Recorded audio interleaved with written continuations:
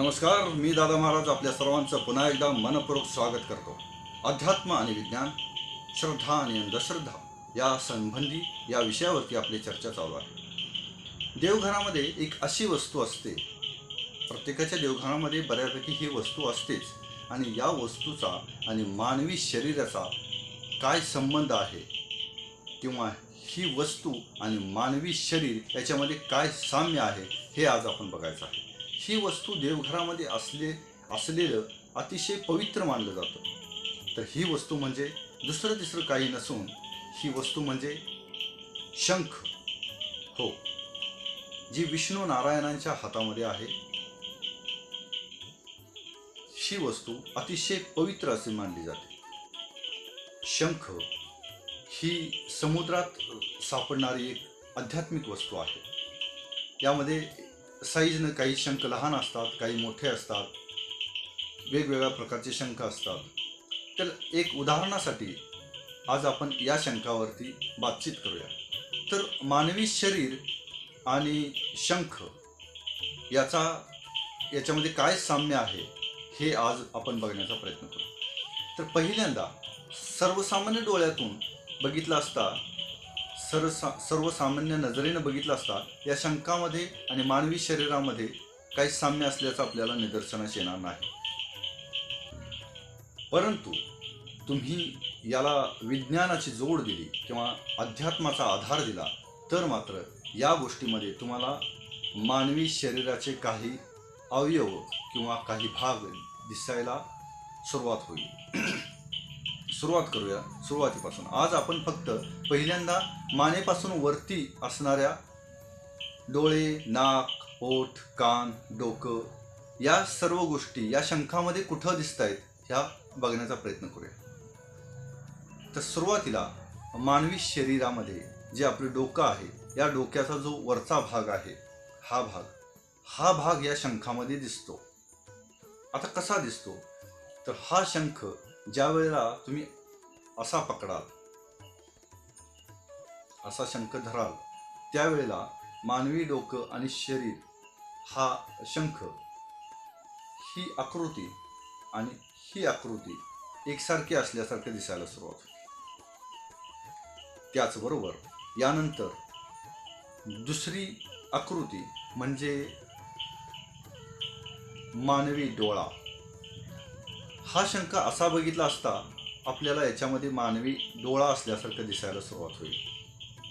हे बाहेरचं बुबुळ आणि हे आतलं आहे हे काळं बुबुळ. याला जर तुम्ही असं पकडण्याचा प्रयत्न केला, तर मी जरा दाखवण्याचा प्रयत्न करीन, तर हा डोळा असल्यासारखं दिसेल. हा डोळा असल्यासारखं दिसेल. तर हे बघा, मी दाखवण्याचा प्रयत्न करतो. किमान याची आकृती डोळ्यासारखी दिसायला सुरुवात होते. याच्यानंतर तिसरी आकृती म्हणजे मानवी नाक. आता मानवी नाक कुठे याच्यामध्ये दिसते? तर ही आकृती ज्यावेळेला तुम्ही अशी धराल, हा शंख असा पकडाल आणि हा शंख ज्या वेळेला, त्यावेळेला तुम्हाला मानवी नाक दिसायला सुरुवात होईल. याच्यानंतर हा शंख ज्यावेळेला तुम्ही असा पकडाल, त्यावेळेला या शंखामध्ये माणसाचे ओठ दिसायला सुरुवात होते. या शंखामध्ये माणसाचे ओठ दिसायला सुरुवात होईल. त्याचबरोबर हा शंख ज्यावेळी तुम्ही असा पकडाल, त्याच्या वेळेला इथं तुम्हाला काही घुमावदार नक्षी दिसायला सुरुवात होईल. एक घुमावदार नक्षी आहे, एक गोलाकार नक्षी आहे, जी आतल्या बाजूला गेल्यासारखी दिसते.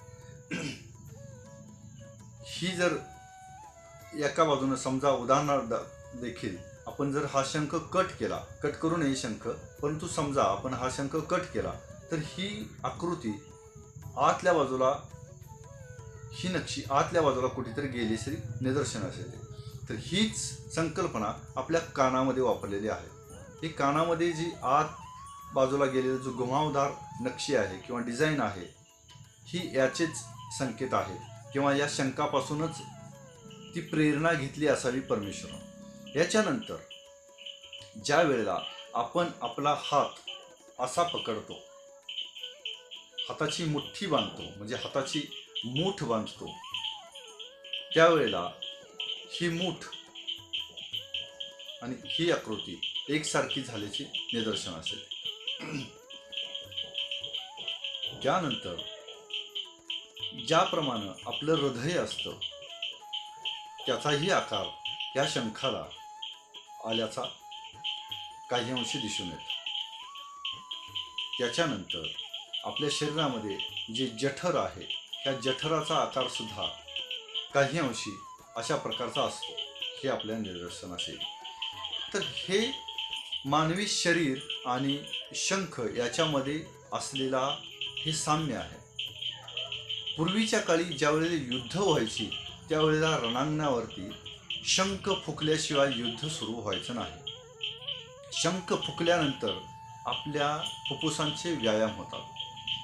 शंखाची ध्वनी जिथं जिथंपर्यंत जाईल तिथं तिथंपर्यंत कोणत्याही प्रकारचे निगेटिव्ह एनर्जी येत नाही.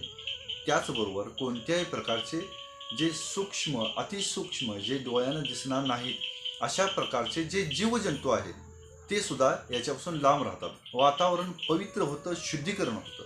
म्हणून प्रत्येक घरामध्ये शंख वाजवला जातो.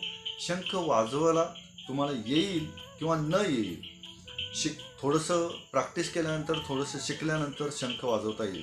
बऱ्यापैकी प्रत्येक घरामध्ये शंख हा एकदा का असेना दिवसातून वाजवलाच पाहिजे.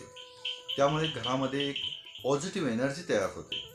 शंख आणि मानवी शरीर, मानवी शरीरातील काही अवयव याची माहिती आणि ह्याचे जसे दिखाऊपणा आहे या शंखामध्ये, जशी या प्रकारचा शंख आहे. आपण वरच्या डोळ्यानं फक्त शंख बघून उपयोग नाही, तर ह्या शंखामध्ये मानवी शरीराचे कुठे कुठे रचना आढळून येते हे बघण्याचा आज आपण प्रयत्न केला.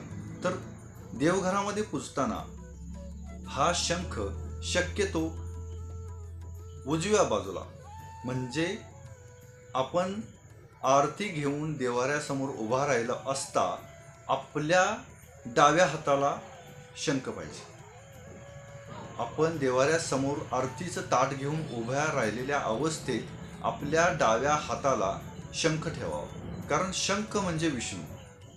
विष्णू नेहमी उजव्या हाताला असतात आणि श्री लक्ष्मी या नेहमी विष्णूंच्या डाव्या हाताला असतात. तर या पद्धतीनं तुम्ही देवघरामध्ये जर विष्णूचं प्रतीक असणारी ही वस्तू, ही आध्यात्मिक वस्तू म्हणजेच शंख जर ठेवला तर अतिशय लवकरात लवकर आपल्या घरामध्ये सुख, शांती, समाधान, मांगल्य, वैभव, भरभराट, आयुष्य, ऐश्वर, आरोग्य इत्यादी गोष्टी मिळायला सुरुवात होईल. कारण या धरतीचा पालन करता फक्त विष्णू आणि विष्णूच आहे. त्यामुळे या धरतीवर जेवढे पण जास्तीत जास्त मंदिरं आहेत ती श्री विष्णूंच्या रूपातीलच आहे. आणि म्हणूनच आपण जे काय मागायचं आहे ते विष्णूतील रूपातील मूर्तीलाच मागायचं आहे किंवा विष्णूच्या अवतारालाच मागायचं आहे. कारण तेच आपले पालनकर्ते आहेत, ज्यांनी आपली थोडक्यात आपल्याला ज्यांनी दत्तक घेतलेलं आहे, आपण त्यांच्याकडेच आपली मागणी मागावी. हे आपली पालनकर्ता आहेत, आपल्या प्रत्येक जीव सृष्टीची पालनकर्ता आहेत. त्यामुळं आपण शंखाची प्रतिष्ठापना घरामध्ये करावी. ज्यांच्या घरामध्ये देवघरामध्ये शंख नसेल त्यांनी घरामध्ये शंख आणून तो कोणत्या एका शुभ दिवशी, रविवार असेल, गुरुवार असेल, सोमवार असेल, तसं पाहता कोणताही दिवस अशुभ नसतो, पण त्यातल्या त्यात जो दिवस शुभ आहे, जी वेळ शुभ आहे, त्यावेळी सकाळच्या प्रहरात आपण शंखाची देवघरामध्ये प्रतिष्ठापना करावी. त्याचबरोबर नित्य नियमाप्रमाणे त्या शंखाची पूजा अर्चा करावी. विष्णू नारायण लवकरच आपल्यावरती प्रसन्न होतील. आणि साहजिकच आहे, विष्णू नारायण जर आपल्यावर प्रसन्न झाले तर लक्ष्मी माता दीर्घकाळासाठी आपल्या घरामध्ये वास्तव्याला राहते. आणि लक्ष्मी जर वास्तव्याला राहिली तर आपल्याला सुख, शांती, समाधान, आयुष्य, ऐश्वर, भरभराट या गोष्टी कधीही कमी पडणार नाही. भेटूया पुढल्या माहितीसह पुढल्या भागामध्ये. तोपर्यंत श्रीराम.